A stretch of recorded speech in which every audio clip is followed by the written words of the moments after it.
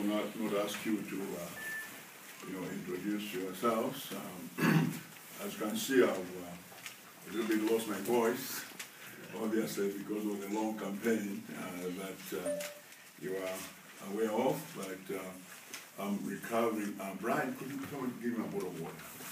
Recovering, and I'm very glad to see you.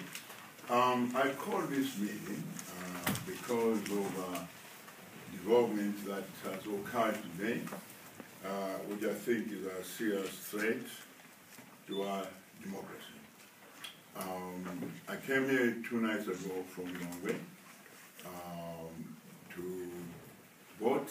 So yesterday I was at Cho in my constituency where I voted. Some of you were there. I remember your faces.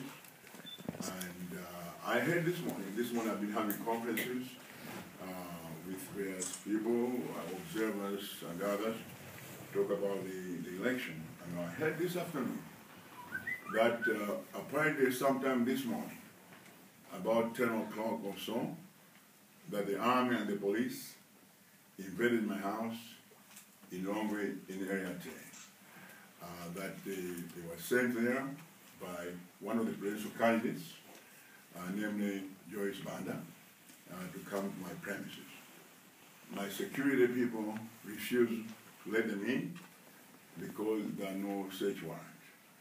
Now, let me say first of all that I take great exception to this invasion of my home, because the army, according to the Constitution, the army is supposed to protect this country, the borders, but not intimidate citizens.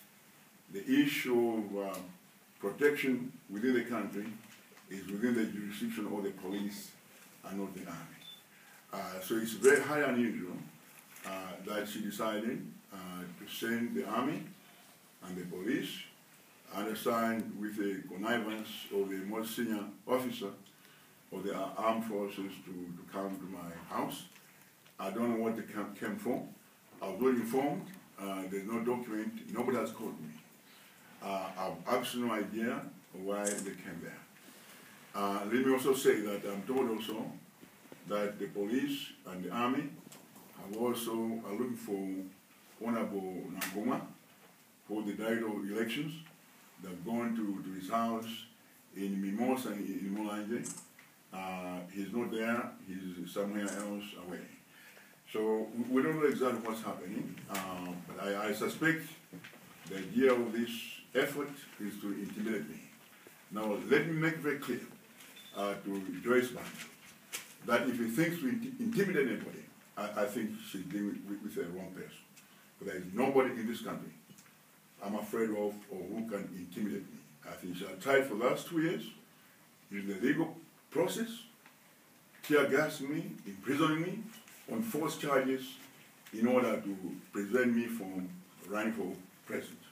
She has used all the resources of the states, and she has failed. Here I am. Now I'm told that now they're saying that even if I win the election, they'll make sure that I do not assume office.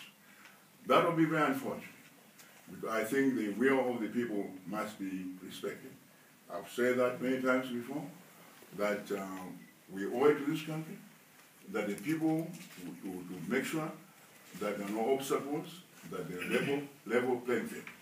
That whoever is selected by the people, all of us must work with that person for the benefit of this country. So now I'm told that the army and soldiers and police in Area 10 and Area 43, that they are on my way to my house in Area 10. I don't know what they're looking for, and I'll make sure that I'll tell the security forces, my security, not to allow them in, because they have no rights to search my premises, enter my premises without a warrant, or to intimidate me. So I think this is so important to this country. It has never happened in this country as far as I know. I said it not to a presidential candidate. This kind of intimidation has never happened, and I think we need to put a stop to it. So I want now, in addition to that, I think there are a number of issues that are happening here during the election. For example, the delay I understand today the votes, the votes open in Milan and other places at 10 o'clock. They didn't open until very, very late. Now I understand they're opening now. But this is a town. How many people are going to be there at night voting, trying in line to vote in a city where everyone will be afraid of crime? So it looks like it's a deliberate attempt to make sure that not enough people vote. I think this is another point. I'm also told that somehow the computer has no crashed, and therefore that all the information that's available must be sent manually. Again, I think it's an attempt to create a situation and a confusion to give room for what kind of efforts they may be planning. So I thought it was very important that I tell you, my friends and the world, that what the government is doing is unacceptable. I resent any kind of effort to intimidate me for no reason. At the moment, it looks like we are reading, these are unofficial results. But let's wait for official results. Let the My Election Commission decide who the winner is, and let's accept who the winner is. I think an attempt to cling to power, for whatever reason, is unacceptable, and it's not fair to the people of this country. So that's my statement, and I thought I should say this publicly so that you can use it for whatever reasons, and I'll be glad to take that.